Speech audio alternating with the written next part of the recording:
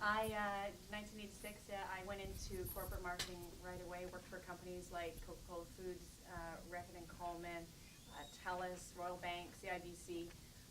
And then when I left CIBC about 9 years ago, I was the director of marketing for the Visa cards, and I was also having my fourth child.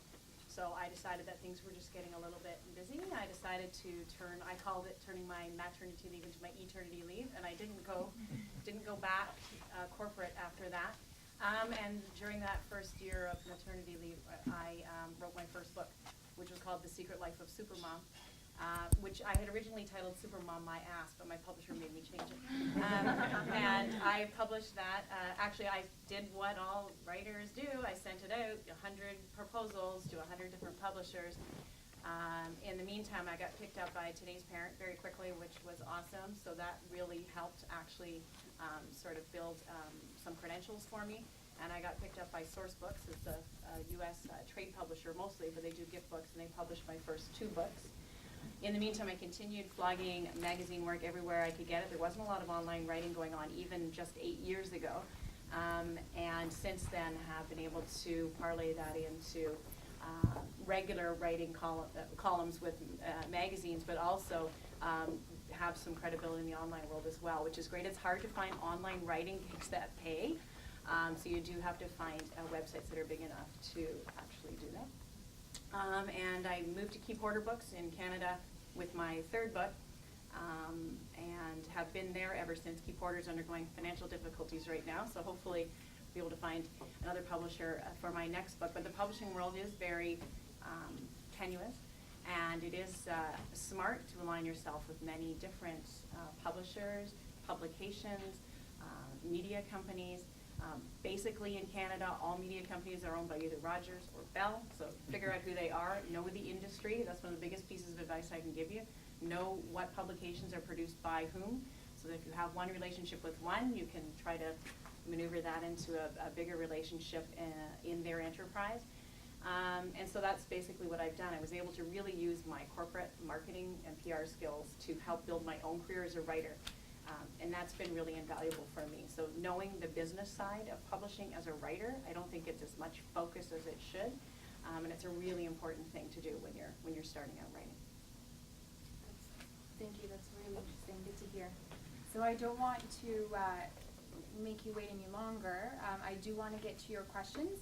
So if anyone here does have a question for our panelists, please do raise your hand. Now you can direct it specifically to one person or to the entire panel. Considering we're such a large group, if you can please stand to make sure that we all hear, and I'll actually repeat the question just to make sure everyone knows, what's being asked. So does anyone have a question right now? You in the back there? What did your portfolios specify, or what do they focus on? Okay, good question. So it was about the portfolio. What did it include? What did you focus on? When I went around to get a job in 1977, you're asking about my design portfolio? Portfolios in general. What I look for is not too many things. Quite often people put everything because they can't decide. I can tell from the first 2 pieces I look at whether the person's going to cut it or not. So I would say 10 pieces maximum, at least for a design portfolio. I would put your best piece first because people that look at portfolios, I look at all kinds of portfolios, a lot of them, and you have to make up your mind quickly and you know right away. I would also say the letter that you send for your interview or that you leave should be typo-free. You would be amazed at the number of typos. Sorry, you're not going to get a job in writing if you've got a typo in your cover letter. Also, I've had stuff addressed to me, Mr. Pike, or Mr. Pike, the Globe and Mail, 1 Yonge Street. Hello, learn something about the company you're applying for. And keep the portfolio simple, straightforward, and don't make apologies for stuff in your portfolio, like say, oh, this could have been better. Be proud of your portfolio, and it'll go a long way in promoting yourself. My writing portfolio, when I send out something, if I'm pitching, I usually tend to put, people don't want to read more than 3 samples, by and large, what I find, so I would say put in what's most recent. They want to see that your byline has been published quite recently, so whatever you've had published recently, put that in. And target it towards obviously the publication you're sending it to. So if you're sending off something to a travel magazine, don't send them something you wrote for a car magazine unless they really don't care. Most of them are going to care. So send them something that you've had published in travel. And even if it hasn't been published, send them a sample of something that you've written, even if it hasn't been published. Target it towards them. And send them, as she said, send them your best stuff. Send them stuff that you're really proud of. Yeah. I'm in sales, we don't do portfolios. You gotta sell yourself verbally. Yeah. That's the way to do it. I'm actually quite surprised that we got right into the career nitty-gritty part of it. But that's good. I mean, it's always a good thing. Does anyone else have a question? Okay, so I'll start with you first, and then I'll come to you. Knowing that you have to be so versatile to keep working in such an unstable field, how do you find all of these jobs and all of these people? Okay, so I'll just repeat the question. Considering how varied the industry is, how do you actually find these connections and get your foot in the door? Networking is Massive. huge. Sorry, go ahead. Basically, it's keeping, well, in the old days it was Rolodex, but now you can keep it on your phone or on your computer, is keep contacts of everybody you meet, whether it's at York, because they know people. It's some of your student friends, either student friends or associates in class who have a certain skill set, they're top students. You might want to keep track of their number or their email address, but certainly once you're in the working world, keep business cards, keep track of people, and poke them now and then, just say, hi, how you doing? Just wondering if you had something new going on. If you haven't had a job with them, but you have a communication going. Even relations and neighbors, they know people. So just keep it all to yourself, keep it in a notebook, and just sort of poll around now and then, and just sort of, particularly with social media now, people are more familiar with kind of doing those things, but in person is good depending on the corporation, but it's knowing the business that you're going into, because you have to learn their culture a bit. What do they prefer? Do they prefer a phone call? Do they prefer an email? Do they prefer a personal contact? Do you cross paths in some other way? Networking is really key, and then that way you can find things. But now with the internet, there's all kinds of posting boards, but that's a double-edged sword. There's lots of interesting, good places where you can find work or network with other people about the business, but at the same time there's lots of scammy or dubious sites where you can do work and then not get paid for it, so you have to be very, very careful. If I could just dovetail right off of that. Look around your classrooms, because the people that you are in class with right now are going to be your contacts in the future. These are people who are going to be working in the same industry as you. So start building relationships now. But as you were talking about social media, if you guys read any of the industry magazines like Quill Inquirer or The New Yorker or Atlantic Monthly, they are printing articles daily or hourly about how you cannot rely on your publisher, your marketing team, and your PR people to do your marketing for you. You have to hustle. You have to be your biggest self-promoter. You have to network. So what that means is, when you're talking about social media, don't hide behind your anonymity anymore. Get online. Have a Twitter profile. Have a Facebook account. And don't keep your Facebook for just your friends. Facebook has a lot of people out there in your own avenues, in your own, like, say if you're, for example, if you love theater, everybody in the Toronto theater community is on Facebook. If you don't even know them, add them, send them messages. I saw your work, I want to speak to you. Same thing. Get a website, get a blog, update it regularly, have an online portfolio, and send this out to people. It's massively, massively important. Social media is going to be your best tool for getting your name out there. So even if you've never sent something to somebody at a certain magazine before, they can do a Google search and have all these things pop up and be like, oh, she's online here, oh, she's done this, oh, she's done that. And then they have, automatically they can know what they need to know about you within the first 5 seconds. If I can give you an example from my career, I started off 2010 with less than 400 followers on Twitter, and now I have over 1,700. And I don't know how I did that, but I've more than tripled my followers. And social media is where a lot of the jobs are. This past summer, if anybody went to TIFF this summer, the Toronto International Film Festival, I covered TIFF for the CBC. How did I do that? I found out about it on Twitter. They only put out on Twitter a call for submissions. It was only on Twitter. Found it, submitted. Now I have the CBC on my CV, which is quite respectable. So get in social media. Do not be afraid to put yourself out there.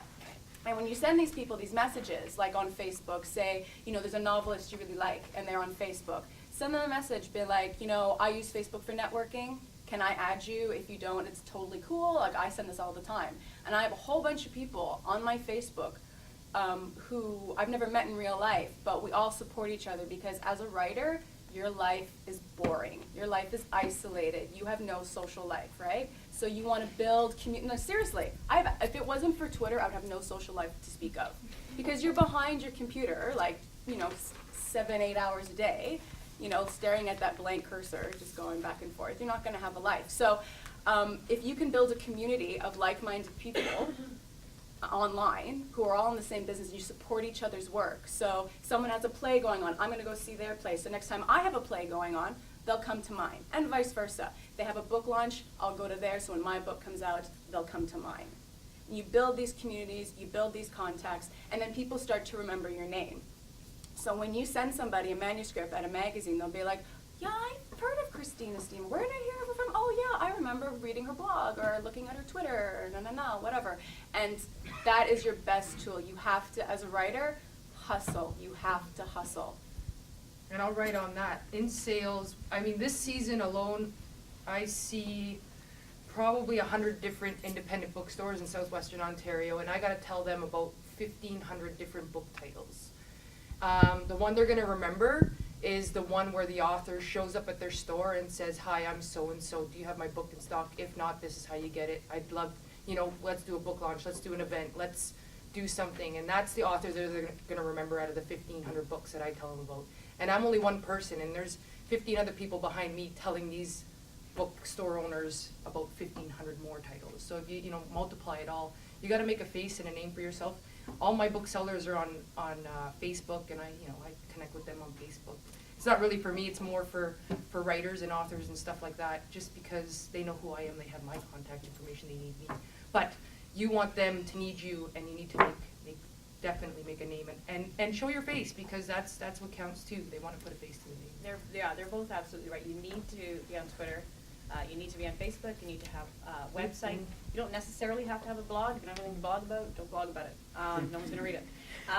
You need to have an online presence, but nothing beats face-to-face. So you've got to get out to, if you want to write automotive, you got to go to car shows. If you want to write, travel, you got to get out and go to travel shows. You got to go where they are. You have to read their publications. You have to watch their shows. So you have to map the face-to-face with the online communication. You can't just sit behind your Twitter account, as they were both saying. You have to get out as well and meet the people that you really want to work with. And you have to know who you're writing for. You shouldn't be picking up a magazine without knowing who's on the masthead, tracking who's moving where. You need to know the names of the editors, the names of the publishers, the names of the managing editors when you're really trying to pitch something for work. And don't lose a contact. Somebody said it was you. Don't lose a contact. Keep your virtual Rolodex going in your smartphone or wherever you have it. The first two things they said to me in publishing school at Centennial was, look around the room, that's your network. The second thing was, be nice to everybody, because you never know who's going to be your boss. Yes. That's right. So, Absolutely. and I Don't never burn any forget bridges, that. not yet. No. Burn them Never. later. No, Yeah, when you're never. making six figures, you Never. can burn as many as you want. Or in my case, sometimes you're training your boss, so. Wow. You get to know that. Well, one piece of advice I give all the students or people whose portfolios I look at is you have to get along with people, and that teamwork is very important. There's also a lot of professional organizations you can join, as Kate was saying, for instance, the Automotive Writers Association, the Travel Writers Association. I would go to the Advertising Design Club of Canada, or the Graphic Designers of Canada, the Society for News Design, National Newspaper Awards. That's where you see people, and it's a small world, and you're going to bump into the same people. You get to know them, they get to know you. Something comes along, or you have an opening, you know who to phone, you have somebody. So definitely join professional organizations and get to know the people within your industry. Network, that's where a network starts. Right, and Yeah. some of the professional organizations you have to publish in order to get accepted to, like the Travel Writers one. Professional Writers Association of Canada. But some of the other ones, like Canadian Authors Association and the Writers Union of Canada, actually Writers Union of Canada, you have to have something published. But some of them you don't have to have anything published yet, and you can join, and there's great, they offer great workshops and courses too. So a great way to network as well, because you will meet editors and publishers and other writers as you go to their workshops. And It's a small industry It's too. a really small It's very industry. incestuous. So Yes. like there's people moving everywhere. Some Yeah. people just stay at jobs for 2 years, but they're doing the same job at a different company.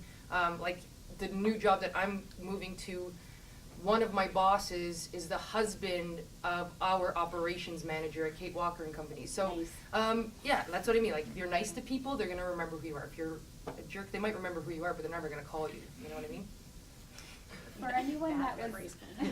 for anyone that was here early on, you would have seen Christine, Christina, and Kathy twittering. We tweeted each So other. they We're tweeted now each we're now other. tweet friends. We're tweeple. So they do practice that the what they new word? preach. Yeah, we're having a twomance. Yeah. I have 4,500 followers. Look at you Oh, guys. I'm like, excuse me, yes, more. 71. I'm older. Yeah. So I mean, Kathy, they actually do use these networks. Yeah. And I just want to take that moment to say we at the Career Center have a workshop that's basically the title is Netiquette, and it allows you to use social media like Facebook, LinkedIn, Twitter to your advantage career-wise, and how to use that to advance your career. So definitely look into that. It is in the handbook. That's the Career Center handbook in the back.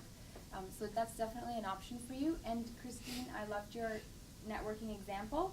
If any of you also have an example where something, you know, a very vague kind of connection led to something more, I'd love to hear that. One time, do you guys know Novelist magazine? Oh, yeah. Okay, so David Leonard is a guy that works for the Walrus. And he used to work for Raincoast, which is a Canadian distributor, and they did Harry Potter internationally, if that just rings a bell. And we now do Source Books, who published Kathy over here. So, so David used to work for Raincoast, so my boss knew him. And he now works at the Walrus. And the Walrus tweeted something about carrying Seth tote bags. Does anybody know who Seth is? He's a Canadian graphic novelist, okay? And I'm like, sweet, we sell Seth books. I'm gonna call them up and see if they wanna sell Seth books with their Seth bags. So I called this guy, I emailed this guy, can't get a hold of him. I said to my boss, whose name is Saffron, I said, Saffron, I said, do you know who David Leonard is? She's like, David Leonard? Like Raincoast David Leonard? I'm like, I don't know, maybe. So she shoots David Leonard an email, and it's the same David Leonard, so she emails David Leonard, and sure enough, it's the same David Leonard. I don't imagine there's too many David Leonards in publishing. Anyway, still didn't call me back. Even after Saffron, he replied to Saffron. Finally, I'm like, okay, let me see if this guy's on Twitter. So I follow him on Twitter. And then, you know, in about half an hour, he's following me back, which is, you know, really rare for me because I'm pretty much like this big on the Twitter scale. And he's like this big. So I'm like, oh, now I can direct message him because he's always on Twitter. Like I see him tweeting all the time. It's like almost annoying. So I direct message him on Twitter. I said, David, get my email about the Seth books. Are you interested? Question mark. Literally 30 seconds later, my phone rings. And he's calling me. And even though he said no to carrying Seth books, it's a matter of that I got through him through Twitter. You know, and it was just, I was amazed by it. And that's, you know, my little Twitter story. Yeah. That's great. Okay, thank you. And I wanted to get to your question as well. Yeah. I actually have 2 questions if you don't mind. Sure. First off, I'm a first-year English major, but I'm planning to apply for creative writing in 3rd year. So my first question is, as a fiction writer, what kind of job would you recommend to have after 4th year? Since, as you said, you work with all those jobs to pay the bills. So Right. what kind of jobs would you recommend me going for? Like, So I'll just repeat the question. For anyone who's a recent grad, I think, looking into fictional writing, is there any advice you can give in terms of the industry or any particular positions or fields that students fresh out of York can enter into? I would say do anything that's remotely related to what you want to get into. I mean, not knowing exactly what kind of fiction you write and what your interests are, do anything that gives you the opportunity to write every day. So if that means copywriting, if that means proofreading, if that means being an assistant editor, if that means being a freelance hack like I am, it's literally anything that's remotely where you get an excuse to write every day, and that way you can hone your style and your form and your skill, I would say go for that. Get your foot in the door anywhere, any magazine, any newspaper, community newspapers, Metroland. They're always or- looking for interns. Or even Always editorial looking for interns. assistants, and once you Yeah. get in, you prove yourself, there's an opening, you're getting first dibs on it. Yeah. Newspapers, magazines, even a lot of now online Yeah, magazines are quite big, and they are gaining momentum and respect in the same way that published print magazines are. So if you can get a position at an online magazine, talking before about blogs are quite massive now. Like there are paid positions at blogs. So if you can, anything that's related to writing, remotely related to it, get your foot in there. And that way you'll be able to also work on your creative writing as well, because, you know, it affords those opportunities. I think there's an online website, is it Masthead? Masthead, yeah. Magazine, it's online, it's got lots of jobs, posting editors, reporters, designers, and Cool. also Yeah. Design Edge, but Design Edge is more designy, but. So Masthead? Masthead. Masthead. Yeah. Canadian Media Arts Opportunities is also a great website to go to for a job posting. Oh, and mediajobsearchcanada.com, is it? Mhm. .com? Yeah. Mediajobsearchcanada.com. Yeah, yeah. That's a good. Just Google it. It's Yeah. it's amazeballs. Like literally, there's stuff in there for if you want to write for the like seriously, it's made of awesome sauce. Like there's if you want to write for the Toronto Star, if you want to work in journalism, in advertising, in PR, in marketing, and all this stuff is related to writing. Believe it or not, all the stuff on mediajobsearchcanada.com. I think it's .com. .com. Right? Yeah. Google it. And I think this advice really bodes well to you even as you're still doing your studies. I mean, you can still hone that craft as you're moving along. You don't have to wait until you graduate.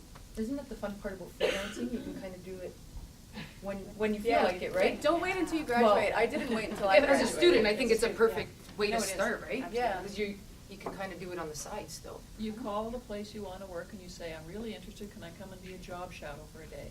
They know your face, they know your personality, and you know what their place is like.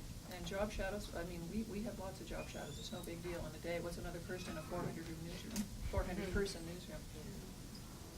On campus, there's a lot of opportunities. You have your campus papers and that. Oh, I wrote for Excalibur. Yeah. Me So, too. I wrote so there's for- those yeah. things, there's the college papers, but a few years ago, I restarted Existare, Journal of Arts and Literature. Existare, yeah. Yeah, I brought that back from the I grave. loved it.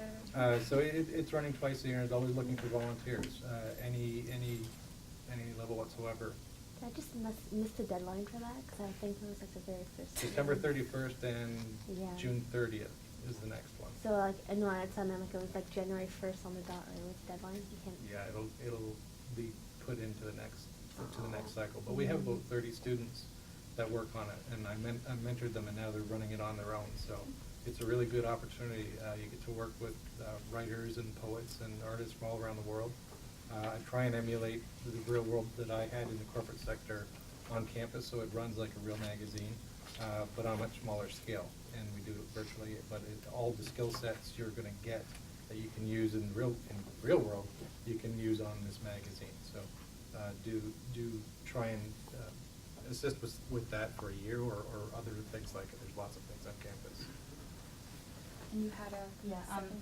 My second question is about internships. That's something I'm also thinking about doing in either third or fourth year. So even abroad, like, if any of you had any experience with internships? Like, Don't where think would you- about doing it, do it. Like, Do it. Mine led to a job, like it was perfect. It was 6 weeks, which is really short in internship ways. Like normally they're for 3 months Yeah. or something. Yeah. Yeah. Yeah. But, you're not gonna get paid. Most of the time, they'll give you like an honorarium when you're done, which is really nice. They don't have to do that. You're probably not gonna get paid, but the knowledge you get and the people you meet, it's worth its weight in gold. Guaranteed. So is there like a specificity in some country that you would possibly? Well, I work at the international office, so I could probably answer that. The internships are basically geared to organizations or institutions in other countries. They vary from year to year what they are, but you technically you can set up your own internship as well, either independently or if you're in first year. Some of the internships don't happen until third year, if they're more sophisticated such as that. But we have had students placed at environments that fit their skill set. I mean, exchanges are one thing, but internships are a little more focused towards where students see their careers going. I have known of students in fine arts who had internships at art galleries in foreign countries, some really nice galleries. I've known of a couple of writing students who had internships at newspapers and magazines in other countries. One associate in PRWR program did an internship at the Jerusalem Post last year in the summertime as just an experience that she wanted to do. She wanted to get some writing. She just said, I want an internship. I wanted a newspaper, preferably in Israel, because that was what she wanted. But she said, I'll take it anywhere. So they found something and worked it out. So start the dialogue with people at York International and see where that goes. Thank Or you just very much. email a publication you want to work for. We've had an intern last year from the Irish Times, and she just out of the blue, emailed, and she had good samples, and I think she was about 30, but she was an intern for a year. She did copy editing and then started writing. So it's up to you to go out and get it. Thank It's the you. hustle factor again. Yeah. Hustle. The persistence. Yeah. Okay. And then we have a question in the back, yes. What career options are available for professional writing grads in institutional communication or technical writing? Okay, so the question is about professional writing. What positions or what organizations would hire students graduating from that, and technical writing, you asked, and technical writing as well, if you have any knowledge of that? That's where I got my start, was technical writing. Back in the early 80s, for software companies that were just starting to get into the market of desktop PCs, which were very new at that time, and desktop publishing was very new. So that's where I started, was pre-internet, so there's still cut and paste on actual boards and stuff like that. And that's a skill set I still use today for certain funky things that we have to do around the office, because you just don't have time to design online. It's sometimes quicker just to cut it and paste it and scan it and then print a new copy. I mean, I don't know, if you know the software, you can handle it, but if you get a new edition, sometimes it takes a little longer. But technical writing is very good. I mean, think of every gadget you've got anywhere near you, somebody has written something about it to support the maintenance of that or to support the operations of it. Usually pays very well, lots of freelance contract opportunities. That's a good place to start. And I ended up working on early internet things. I work on educational materials. I've written some plays recently when I came back to school. I've worked on a lot of corporate videos. And again, it's that networking thing. If you keep doing things and trying other things and always saying, yeah, I can do that, don't try and oversell it, but certainly give it an honest effort that you can do it. And if you're gonna tackle something new, work your butt off to make sure you do the best that you can do, because basically you are demonstrating your skills and your credibility and your reliability. So if you can do a good job on that, the next one will be even better. So do start with that. I can't speak for advertising. These days I've been out of the market a little too long, but the corporate sector is always looking for stuff. They're looking for annual I was reports. gonna say corporate communications for annual reports, public relations, and public relations and advertising firms. They Yep. still, the computers aren't writing copy, people are still writing copy. Yep, So, people yeah, write there's copies, lots of there's always computers. something, yeah. And there were two questions here, so I I'll actually have start. a comment about Sure. technical writing, Sure. because I graduated from York last year. So if anyone is in first or second year, there's a great technical and professional writing program offered at York. It's a certificate program. It's actually at the Glendon campus in translation. So it's a little tricky to find, but I think it's a great program. We've probably heard of it. I've heard of it. I did not take it though, but I mean, I do know of students who take it. And actually, translation is an interesting area. If you have a really good skill set in another language, that can be another good area to start writing. There's a lot of community newspapers in umpteen languages, particularly in Southern Ontario, in the Toronto area. That might be an area to get in if it's non-English, but you have really good skills in another language or two. That helps if you have good skills in translation. Certain economies need those kinds of translated documents, whether it's technical documents that need translation. There's always those kinds of things. But there's documents that are in support of the arts. There's documents that are in support of business. Contracts need to be translated as well. And I know a lot of people who got their starts just translating contracts for businesses, because the businesses either couldn't afford high-end translators, but they needed a good, decent translator to get the contract done, and then they would run it by a translator for final touch-ups, to get, the nitty-gritty of the contract down exactly right. But, so there's a lot of ways. You just gotta think creatively, saying, okay, if it's in print, if it's written down somewhere, somebody's writing that, why can't that be me? Thank you for your comment. And then you had a question in the back, and then we'll come to you. When you're done writing a novel or writing a book, what are like the best steps to get it published and marketed and stuff? Okay, great question. So for anyone who's already in the works of producing their first novel, if anyone's written something and is looking for it to get published, what are your advice on actually doing that? What steps did you take? There's two steps. There's two avenues you can go down. You can either go down, if we're talking about literary fiction, you can either go down the small press route, or you can go the larger press route. Now, small press, you don't need a literary agent. You have a lot more creative control. You can just take your manuscript, send it off to a small press publisher. You get maybe 1,500 copies printed. A certain advance would probably be like 1,000, 2,000 if you're lucky. And you have a book to your name, and it's fantastic, and it's exactly the book that you want. Or you can go the large press route, where you need a literary agent, and there are publications out there where you can find a listing in Canada and North America and the world of literary agents that you may want to contact, and they do the work for you. They take anywhere between 10 to 20% of whatever money you make, and they send it off to large publishers. So we're talking about Vintage, Knopf, Penguin, these large publishers, McClellan and Stewart in Canada. And you get less creative control because you're going to have editors and editors and editors, and it's going to go through draft and draft and draft and draft. But you get more money, and you get a career, and you get translated, and you get X amount of copies in X amount of countries in X amount of languages. So there's two routes you can take, and both routes are absolutely acceptable. Both are fantastic. People make careers in small press. People make careers in large press. But again, it's a lot of hustling. It's a lot of networking, right? So when you finish your book, if you want to go the large press route and you want to find yourself a literary agent, it's difficult, because agents get X amount of copies on their desk, every day. My agent tells, they just signed a new agent at my agency, and she gets maybe 200, 300, 400 a week, and the bigger ones will get thousands a week, right? So you may not hear back from them in 3 months, you may not hear back from them in 6 months, you may not hear back from them. And that's just the way it is, right? Also, never send an entire manuscript. Oh, no. Ever. No, you send you 2 need chapters, to know how to 3 write a chapters. proposal. Within the proposal, and you can find this in the Canadian Writer's Handbook, it's very good.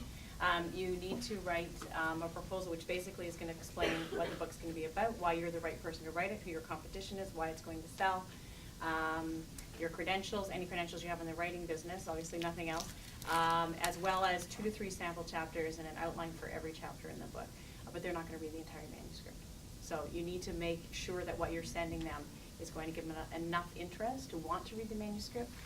Christina's right, except you don't have to have a literary agent to go to the big publishing houses, but chances are they won't pull you out of the slush pile. Right. But she's right. So it's just as hard to get an agent as it is to get a publisher. You can also go down the self-publishing route. I've had a lot of friends do that. Because now you can get books listed on Amazon, it costs you nothing. You don't have to go store to store. Chapters in a Go doesn't take really any self-published books, but a lot of independents might, and Amazon certainly will. So you can go down that path as well. Then you have complete control, but you're in charge of sales, distribution, marketing, etc. Right. Even with a big publisher, though, I write my own marketing plan and take it in to my publisher. You still have to do all of your own hustling. And just as Christine was talking about, when she goes into a bookstore, and who are they going to remember? Well, I actually want her to remember me, so she'll mention me to the bookseller. So you have to get to know your own sales staff at the publisher. You're hustling every part of your book just because you have a book contract, or 5. You still have to do all of that when you get your book out there. So get the Canadian Writer's Handbook. Only pitch publishers who print in the genre you're writing in. They're not going to publish your science fiction book if all they do is romance. So know who you're pitching as well. Right. Just to dovetail off what you said about marketing, which is actually quite interesting.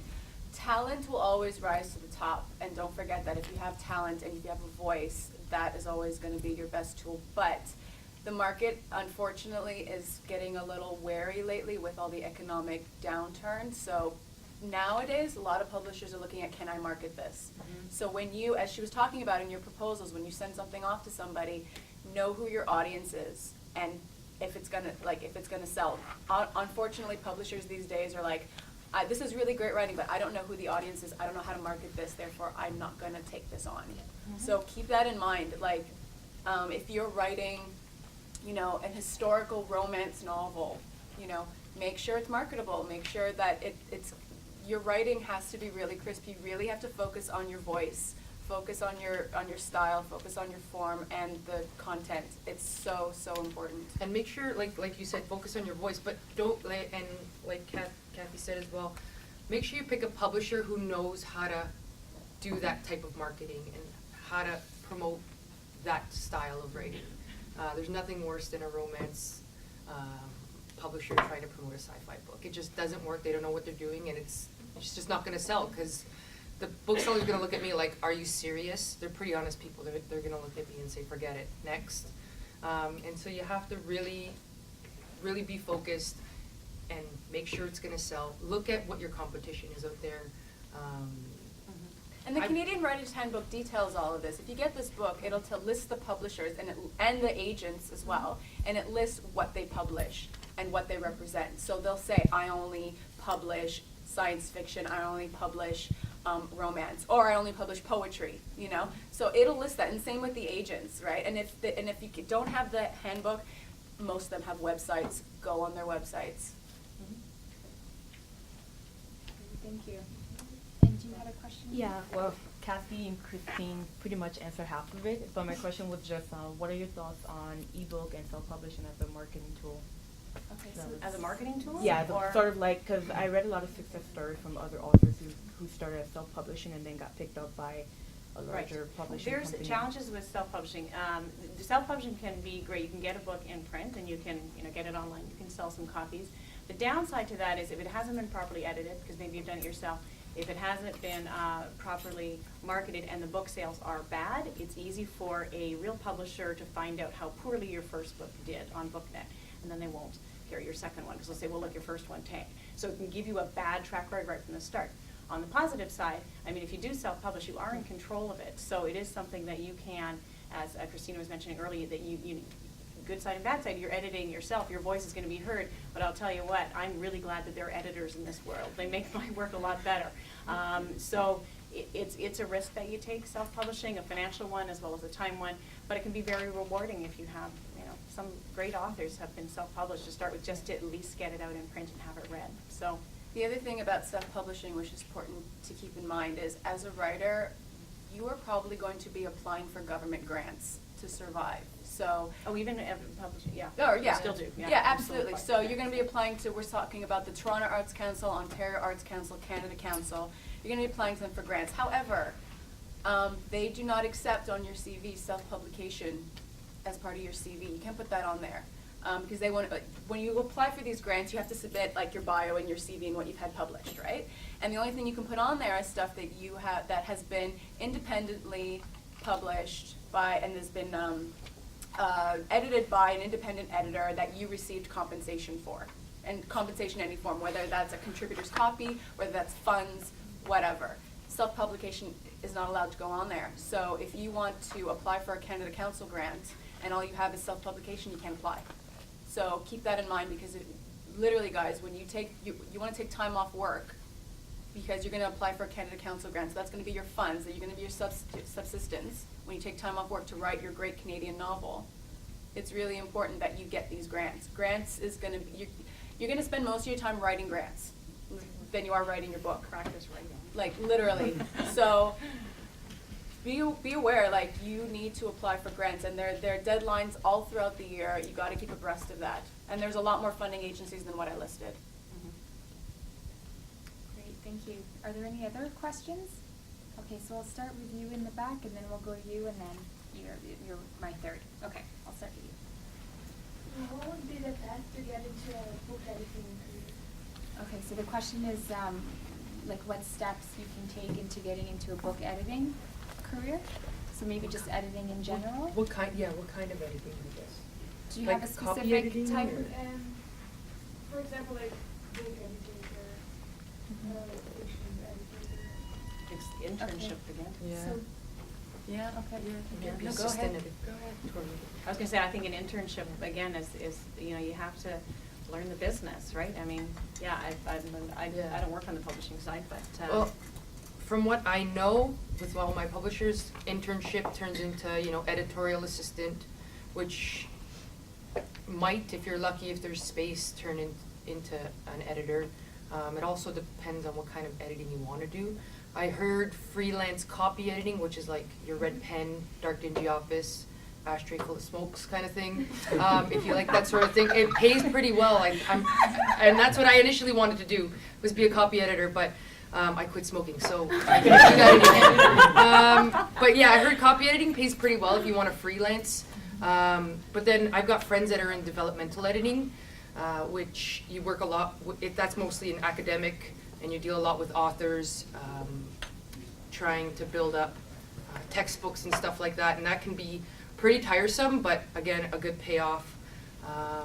And then, you know, substantive editing, which is another form of editing. I believe, I could be totally wrong with this, but this is actually putting together a proper manuscript for like a fiction book. You know, making sure the chapter flows and all that stuff, but you gotta start from the bottom, and that's what I've learned so far. I did the copies and the running to get photocopies and stuff like that. Now, I mean, I still wish I could do more of that now instead of actually having to work. But, essentially what she's saying is you gotta work your way up there. you do, you really, really do. I know at the Star, they have something called the radio room in the newsroom, and they monitor the police vans and the ambulance fire, and they're Ryerson, third year Ryerson students. It's a 24-hour shift. They come in, something breaks, they're the ones that cover it and write the story. I mean, wherever you can get in, try to get in. I'm sure all the other papers are the same. yeah, I think that the key is what you know you mentioned is start at the bottom and don't be afraid to, you know, be the one to put the files in the cabinet. Sometimes it's what it takes to Know how everybody takes their coffee and memorize Yeah. it? Yeah. Literally, like, Yeah. you want That to, helps. you want to be the one that everybody goes to, is like, I can rely on you, so next time I have something important, I know I can go to you. We had a bad experience with a sales assistant last year who thought that, you know, everything was beneath her, like going to get coffee or washing the dishes or making a photocopy, just because, you know, I mean, she was in my program at Centennial and she went to university and stuff like that, but never think you're better than anything that you're asked to do, because people recognize that, and it leaves a bad taste in other people's mouths. So yeah, grind it out, just, you know, get your elbows dirty, roll your sleeves up and work hard, and it'll come. In 2007, I was at this same discussion, and afterwards, somebody came up, a lot of people come up, do you want business cards? Sure. One girl, can I come and show you my portfolio? Sure, whatever. She came down, brilliant, and we hired her. She was a one-year intern, and she's the best designer I've seen in about 20 years. Wow. And last month, I got an email from a guy who was at the 2007. Hello, my name is Thomas. And he says he remembered when I was asked what it was like to work at the art director of the Star. My reply was 50% challenge and 50% fear. He says that he is driven close by 100% fear now and is asking for a job. So, you know, just from meetings like this is your network, and you're starting now, and don't be afraid to, you know, see where it'll take you. That's great, thank you. And then we had a question, I lost you. Okay, yes. I just have a question about how you see the future of magazines. I'm really interested in design and writing, and it's hard to choose one. So I feel like magazines is good for me, but I'm kind of nervous about the future.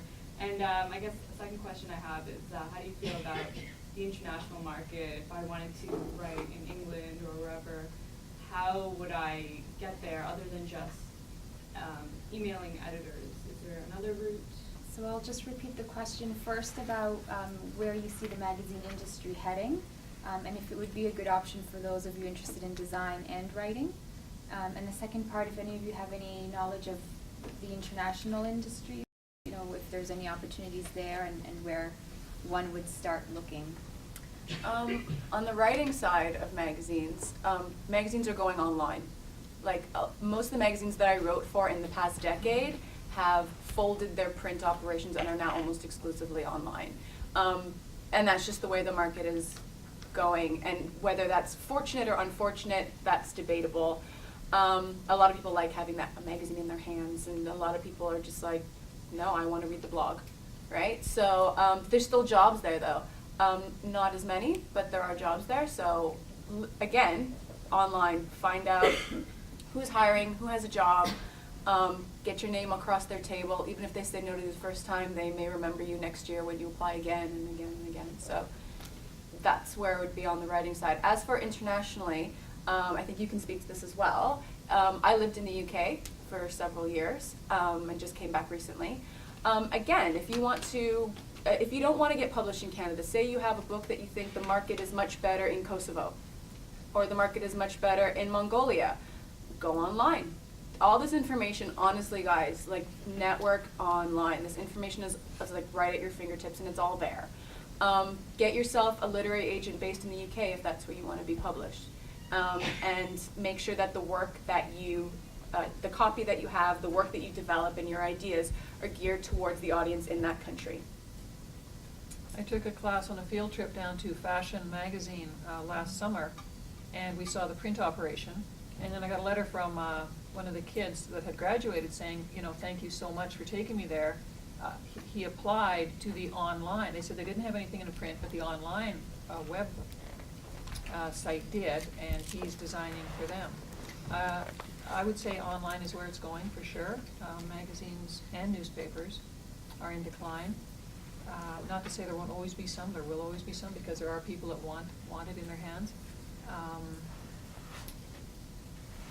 But for sure, online. And because there's more space online for magazines, they're looking for more content usually. So if you're looking to get a first writing job, it's easier, for instance, to get assigned something by CanadianLiving.com than it is Canadian Living in print. You won't get paid as much, but they are looking for much more content there. So it can be a really good place to get your foot and your name, you know, known to that organization if you start writing for their online part of their business. And they're often managed quite separately, which always amazes me. It's a totally different team, the Today'sParent.com, as it is Today's Parent. So it can be an interesting sort of space to get into and maybe just stay there, but it does give you the bridge over to the print publication should you want to go there, if it's still around in the next few years. And I attended both the National Magazine Awards this year and the Online Publishing Awards. That's where that's the networking place. You see what's out there, what looks good, because I think if there's one piece of advice I'd give you, that if you are not enjoying what you're doing, don't do it. Great, thank you. And then you had a question. Yeah, right?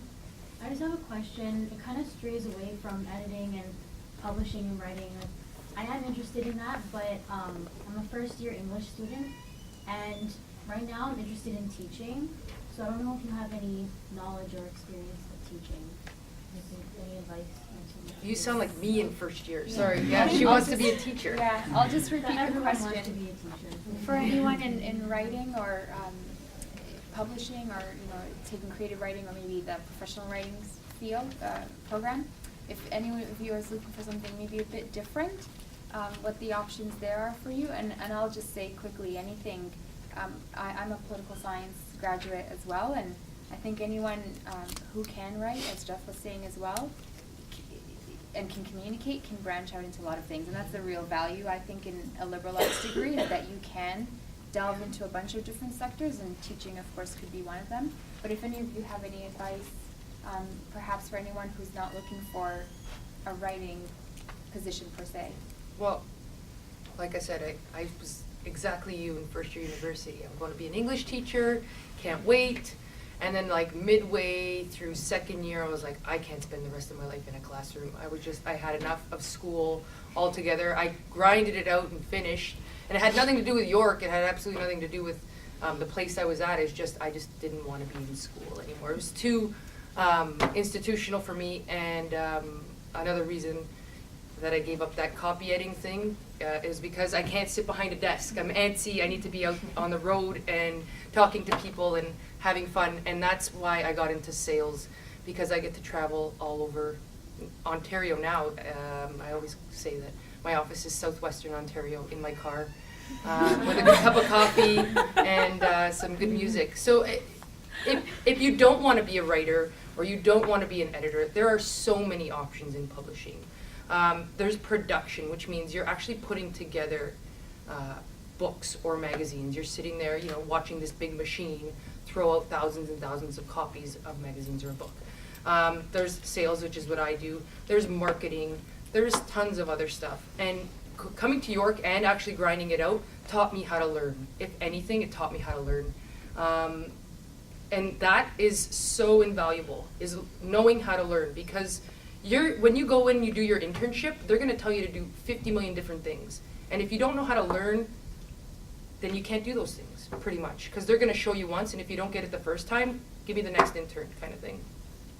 So that's my most important thing. Just take that from York, learn how to learn. But getting to the teaching aspect of your question, I'm just thinking of all the profs that I had when I double majored theater and creative writing, and almost all of them were published. If you're going to teach creative writing, it's really important to be like, well, I'm teaching it because I know it, right? If you want to be an English teacher in high school, I think there's a different set of requirements. But if you want to be a prof at uni, you need to be like, well, this is why I should be a prof at uni, because I'm published. And while you're a prof at uni, you also have to maintain a certain amount of publishing credits a year, right? You have to continue to be published. So if you want to teach it, you have to know it, you have to live it at the end of the day. An alternate form of teaching that one considers corporate training and training within government as well uses a lot of the same skill sets that writers and editors use, of course, because you have to learn how to learn, but you also have to learn how to dispense that information to different kinds of audiences. So I got into corporate training as an offshoot of my technical editing and technical writing because I was doing it kind of anyways. So I was readapting the materials I was writing for that into instruction manuals, and then videos came along, so we started doing scripts which were taken from the instruction manuals, and that brought in some of my college film school training, which allowed me to help direct and write scripts and stuff like that for those kinds of things. So that was pulling on different areas and always willing to be adaptable and trying something different, especially when there's new kinds of things coming out, like when corporate training videos started becoming big. And then, of course, software and systems became endemic in the office. People needed to be trained on those. So if you have a knack for teaching people how to do stuff, there's always room in corporate training in some ways. And that can be in corporations, it can be in the military, it can be in all kinds, any kind of industry you can think of, plus government's always using trainers as well. Does anyone else have a question? We have maybe about 5 or 10 more minutes. I can see several hands. Yeah, see, and that always happens when I ask that question. So I'll start with you, and then I'll go to someone who hasn't asked a question in the back. And anyone else? Okay, so then you, and then you in the white. Okay, go ahead. Okay, yes. On that note, you talked about military. I'm actually seriously thinking about going into the military, and particularly I know there's a particular branch of the military that has PR and deal with the public and all that stuff like that. How beneficial is it after I get out of the military? How valuable is that experience to like the industry in general? Well, as a person who's hired people to be writers or editors and that type of thing, any experience is good experience, or at least within reason. Yeah. But I've had people with military backgrounds in communications and that, and so long as they're good at what they do and earnest in what they're doing and have drive. You'd meet your deadlines at gunpoint. Essentially, yeah. If you're missing your deadlines, forget it. You're not going to hold work in this business. But if you can make your deadlines and you get good reference letters, that's another thing. Get reference letters. Get hard copies of reference letters, because people move on and you lose touch with them. They pass away, those kinds of things. I have letters from 25 years ago from some people who passed away, but can still speak for me as a reference. And I've got a binder full of reference letters that I can take in, and I can pull out different ones if I need it for certain contracts or whatever. Or if you want to see the whole package, I can just bring in a 2-inch binder of reference letters. And they're all organized, and you can look at it to your heart's content. So keep track of that kind of stuff as well. But yeah, the military, there's no reason why that's any different, or any other paramilitary type organizations like police, for example, like communicators as well. And anything that's structured is going to teach you one of the most important things, and I just touched on it, is meet your deadlines. Oh my God, so important. Meet your deadlines. It's almost more important than the writing. I'm not kidding. Meet your deadlines. cannot miss a deadline. You want to be ever. the reliable person. Absolutely. Be early. You don't want to Yeah. right off the bat, if you get that reputation of missing your deadlines, that travels. As they were saying before, small industry, everyone knows everyone. You do not want to be the one that misses the deadline. Or just like, oh, I thought I'd sent it to you already. Oh, I'm sorry. No. And even if you don't get into writing, that's just a good life rule. Don't be late. Yeah, don't be late. And if you are, Be professional. acknowledge that you're gonna be late. Don't make up some stupid lie like you got every red light or some crap like that.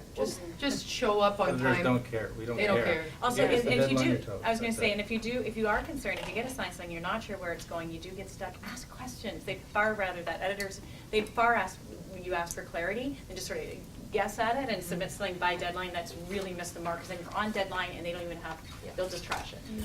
They won't even run it, That so. goes to like knowing the business as well. The deadlines are there for a reason because that fits into a larger package which has to go out at X time. X time there has to be, it follows to something else because the truck has to take it somewhere. Even if it's online. Or if even it's online, but I mean, Yeah. in the print medium, so it has to be Yeah. printed and you have to book print time, print run times. That if you miss all those things, that's all money to somebody.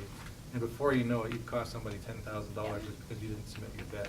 I'm never late, the presses start at 11 PM. That's right. With you or without you. Have you ever seen Yeah. a blank paper at your doorstep? Okay, great. And then we had a question in the back there? My question's kind of general. I was wondering, along with the writing or publishing degree, is it essential to get a business, marketing, or management degree, a master's, or supplementary to education? Oh, great question. So, based on your opinions, if anyone's interested in pursuing a post-grad or maybe a certificate like you did, if there's anything that you can recommend that could be a very good complement to an English or writing degree? Sorry. No, go ahead. I say I did it the other way around because I went into business first and in corporate marketing and PR first before I went into writing, and it's been invaluable to me. I don't know if I'd suggest that you necessarily need an entire degree on it, but certainly taking a few programs through colleges, universities, just auditing some courses on marketing and PR, it's really going to help. Yeah, to have the business side of publishing, editing, writing is very important, I think. There's 3 that I know of. There's the publishing program at Humber, which I think you can do in the summertime. I think it's condensed. There's one like that. There's a full one at Ryerson, which is like continuing ed. You do that at night. And then there's an 8-month straight program at Centennial, and that's the one I did. And that's the A to Z of publishing, from production to writing for publication, everything. So there's so many other options. And I think the Ryerson one, you can really, really get specialized. Like you can take an indexing course, like how to write an index. Which is harder than you So, think. yeah, it is pretty hard. You can get a lot of that at the PRWR program, the professional writing program here, which is meant to be York's answer to some of those programs as well. And it's only about 5 or 6 years old now, I guess, maybe even 7 years old. So it's still a fairly new program. It's morphing and it's adapting, but the input and demands of students also help shape the program. So do keep input into what direction you'd like your program to go into as well, because that way it becomes more effective. Another skill that you want to have is public speaking. Yes. If you're a writer, if you are doing a book tour, if you are doing any media at all, if you're standing in front of a room doing a reading, you really want to be comfortable with it. So a public speaking course, or just joining Or improv Toastmasters, at the Second City. I've Yeah. done Do an improv. improv That was fun. I class. did improv in high I've done school. that front too. That was Yeah, fun. things like that, being able to think on your feet and being comfortable in front of a room, really key as well. If you want to be on Oprah. J.K. Rowling. That's the Damn that dream, Oprah. right? She didn't. Yeah. No, she didn't really. They were in a castle. What do you have to do? And then you had a question, and then I'll come to you afterwards. Yes. You were talking about different kind of grants you can get as a writer. Right. Which ones would you refer us to if you have any that you think can? So let me just repeat the question for everyone. In terms of grants and getting funding, are there any organizations or any ones Right. that you can suggest? Right. Well, first of all, you can't be a student to apply for these grants. You have to wait until you graduate. But that being said, at the Toronto Arts Council, if you're talking about creative writing, there are, I guess for you guys in your group, there's the Emerging Artist Grant for in literature, and I think that's 2,000. And that deadline is in June. If you are considered a professional writer, the same deadline, and I think that's 8,000. And then at the Ontario Arts Council, there is something, it's the Work in Progress grant. This is creative writing still. And that deadline is 3 times a year. It's like February, June, and October, and that's 12,000.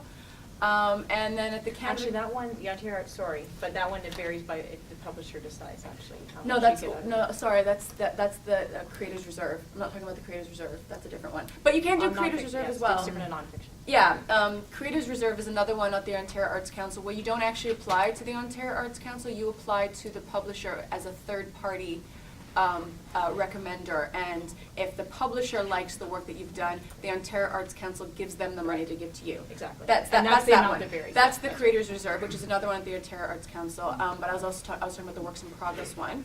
And actually, if you're interested in the Creators Reserve, I think they're accepting up until February, depending on the publisher. So go online, find the deadlines. At the Canada Council, there's something almost exactly like the Works in Progress one. I can't remember the title of it, but it's probably Works in Progress. And again, that's 12 thou as well, and I think the deadline is 3 times a year. This is all for creative writing that I'm talking about. You have to have, now to apply for these grants, you guys have to have been published already. You have to be considered a professional amongst your peers. For certain grants, you need to, for all of them, you're gonna have to submit support material. So sometimes that's 40 pages of your book or whatever it is you're working on. And because there's 6 people on the jury, you have to photocopy 40 pages 6 times. So get a discount card at Kinko's. Also, some of them require a budget. So what are you going to do with this money? So you have to put exactly what you're using it for. That's usually subsistence, rent, food, travel. But you can't have a surplus or a deficit. You have to use the money exactly for what you say for, and you have to have a budget. Some of them are going to require letters of reference, as we were speaking about. So keep your letters of reference or start getting them now. Some of them require your CV. Almost all of them are going to require you to fill out the application form, obviously. It's a lot of work. Literally, your life is going to be on these websites throughout the year applying for these grants. If you don't get it in the February deadline, you have to skip a deadline and wait until the October deadline, but you're just going to be constantly applying for them. And unfortunately, with the way that government funding is going, there's less money and more people applying. So make sure that your package that you send them is impeccable. Don't send them anything that they don't require. Don't put it in a duotang if they say don't put it in a duotang. Don't staple it, put it in a paper clip. Like literally, these little things, if you staple it, they will freak out on you. They literally will. Like you have to the letter, what they say in the application for these grants, you do it to the letter. And if they say we want your application form to answer these questions, make sure every single question is answered as succinctly and briefly and as eloquently and as the most loveliest language you can use. But like competition is stiff. I've been quite lucky where they've been quite generous with me. But there are for example, 2009 I got 2 Canada Council grants. 2010 I got nothing. You know, and that's really hard. Like because I'm a writer and everybody needs to eat. Unfortunately, writers deserve to be paid. We deserve to eat. That's another thing too. I don't publish anywhere where they don't pay. I need to eat. But that's another story. So yeah, competition is stiff. So if you don't get it, it doesn't mean that your writing is bollocks. It just means that there wasn't enough money to go around. So keep applying and keep applying. And all this is on the website. And there's more than just Toronto Arts Council, Ontario Arts Council, and Canada Council. There are other grantors out there. You have to find them. You have to get on the websites. If you guys know workinculture.ca, that's another great website if you're looking for jobs. That's off topic of grants, but just came to my head. And there's a whole bunch of other websites too where you can find, actually that's not true because Working Culture, every once in a while they will post, oh, we have a grant available to send out. No. Get on mailing lists, get on email servers, all that stuff. You're going to find grants available other than the government grants. Could you just name those grants again, the organizations that? I'm sorry? Could you name those grants again that you just said? You listed a bunch of them. You mean the grant, the names of the grants themselves? Oh no, sorry. Like you said, the Canadian Council. Okay, there's the Canada Council. Yeah. There's the Ontario Arts Council, and there's the Toronto Arts Council. Go on the Government of Canada website or the provincial ones too, and they're all. Right, you can just Google these names and their websites will pop up. I think Ontario Arts Council is arts.on.ca. Toronto Arts Council, I think, is just torontoartscouncil.org or .com, I don't remember. And it's canadacouncil.ca. Just Google it, go to their websites, all the information is there. And if you're not interested in literature, it's also, they have grants available for theater, for dance, for visual art, for film, for any fine arts.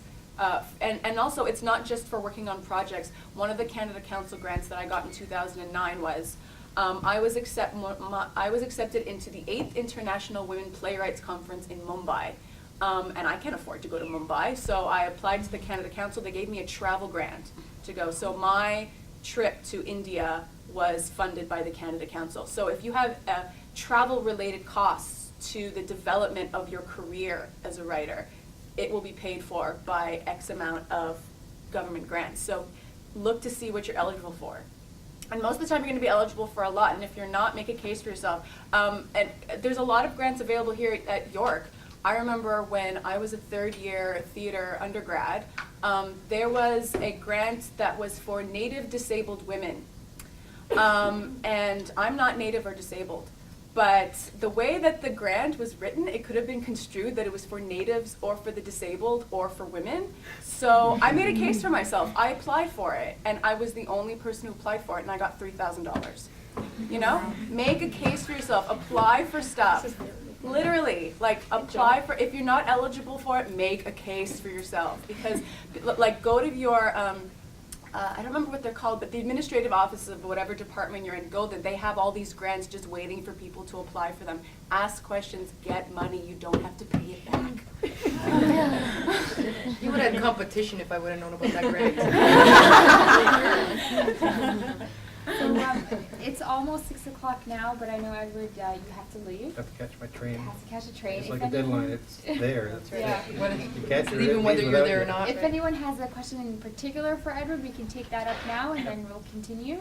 Do you, Brittany? Yeah. Or, okay, we have two very quickly okay. though. Yep. Okay. Okay, Should I I'll go? start with Yeah, you sure. then. Yes. So far, as I understood, you've been talking most about fiction, but how about if the work is about nonfiction, translation from other languages, or commentaries? I just write nonfiction, actually, so For everything I've said is translation, for yeah. For translation was for nonfiction mostly. I deal mostly in nonfiction, but with Existera, it's an English language journal, but there is room for fictional translation as well, but it's a much narrower pool. I mean, if you look at any corporation that deals with any kind of documents, it's all nonfiction documents, right? Whether it's contracts or policy documents or anything like that. That's a way of, one, writing them, but if you could do it in 2 languages, you get extra pay, right? You could do both. Okay. And you had one quickly, yep? Oh, yeah, just, if you wanted to, do you run the Existera magazine? I revived journal? the journal, and I was running it as the editor and publisher now. I'm just the publisher, and students run the journal now. It's here on And campus. if you wanted to help assist in the production of it, how do you go along doing that? Yeah, Is you there can someone contact the help? editor there. Go to our website at yorku.ca/Existera, EXISTERE. And you can email me at Yorku as well. Just Google me and you can find me, or get in touch with the Career Center and they can put you in touch. And that goes for anyone if you have any questions. I'm on campus 5 days a week, so. You can find him on the directory. We're And all- on York directory, you can find me as well, so. Okay. Sorry, I'm gonna have to excuse myself. Yeah. The GO train waits for no one. Your chariot waits. Thank you. Thanks, everyone. Thank you Thanks. for being here. Thank And then we had one more question, and then we can break into the mix and mingle. It's the last train and I can't. Yeah, no, of course. Thank you. Thanks. So yes, you had one. My question is actually for Catherine Pike. Since graduating from York, now I'm studying in a postgraduate journalism program where professors are constantly telling us that the journalist today needs to be savvy in a lot of different fields. If you're a photographer, for example, you also need to show that you're able to write. So when you're looking at a portfolio, and I know you mentioned earlier that you shouldn't include everything you've ever done, and you need to narrow it down. How interested are you in seeing the other aspects of what else has that candidate done? I'm not interested at all. I'm focused in what I'm hiring for, which is design. Now, if you're a photographer, I get portfolios for graphic design interns showing me photos. They go to the photo editor. They have a photo intern. Now, if it's not to say I'm not interested in what hobbies and interests you have, because that shows a fuller, a person with more general knowledge is always going to be a bonus to the job. You're quite right. Reporters now take their own photos, and they even have video and do editing. So yes, you have to wear many caps these days. But would you need to necessarily show all of that at the interview? No, you wouldn't. No? I think you want to establish a good first impression, and then see where it leads. You could have the stuff there. It really depends. Are you applying for like a reporter job or a designer?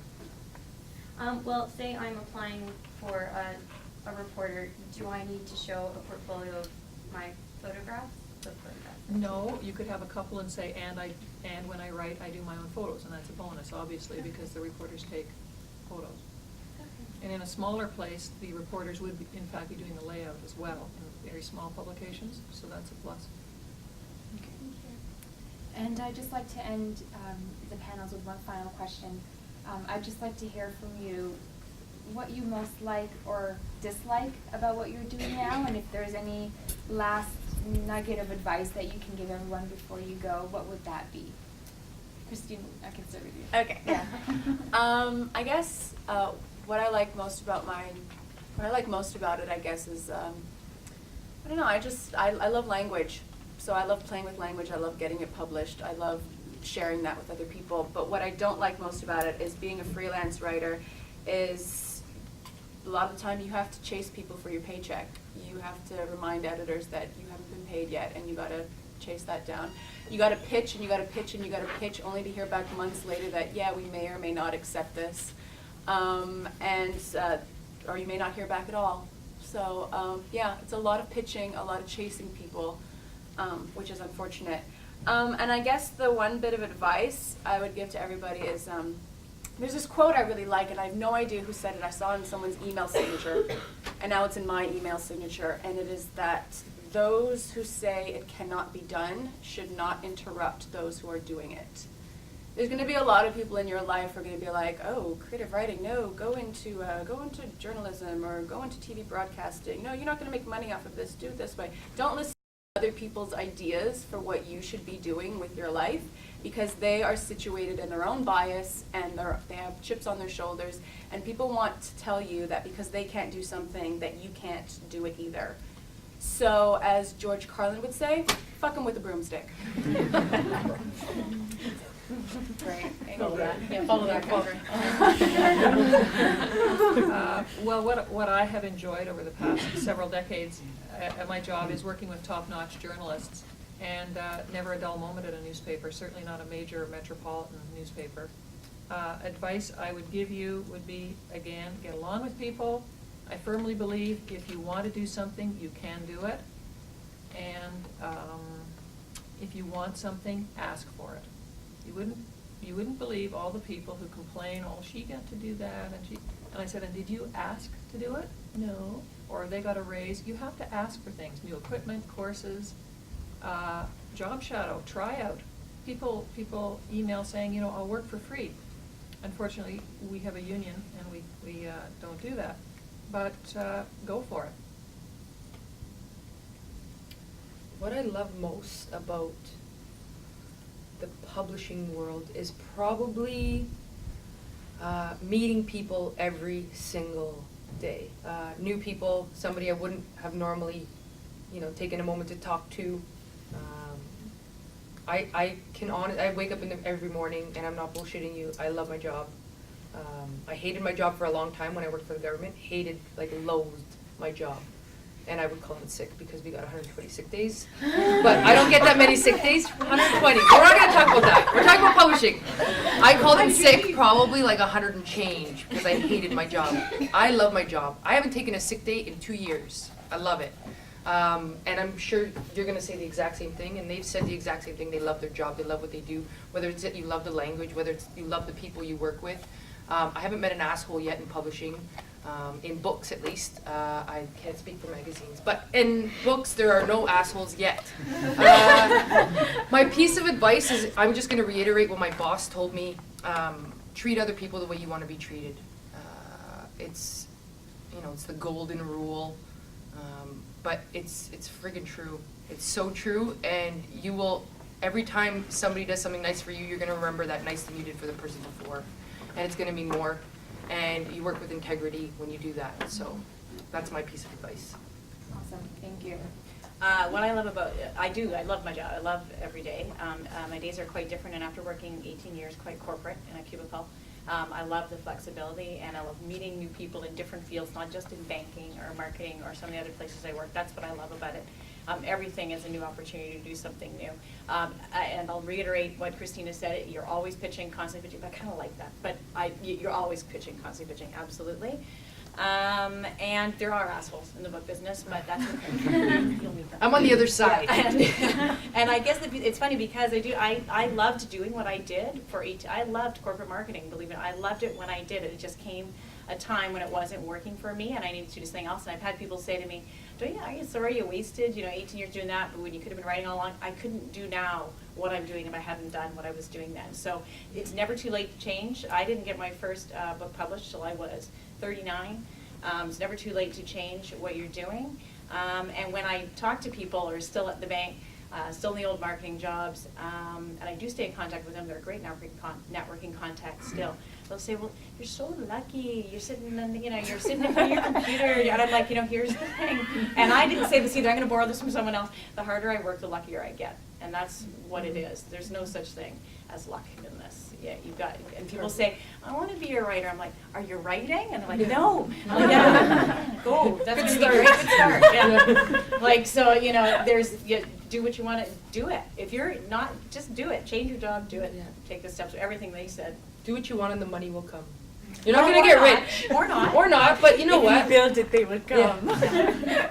Not everything, and that's a good point though, not everything is for financial gain right at the beginning as well. As long as you feel that you're advancing in some way, whether it's spiritually, emotionally, you're helping someone, you're networking, you're learning, you're financially, do things that advance you in some way.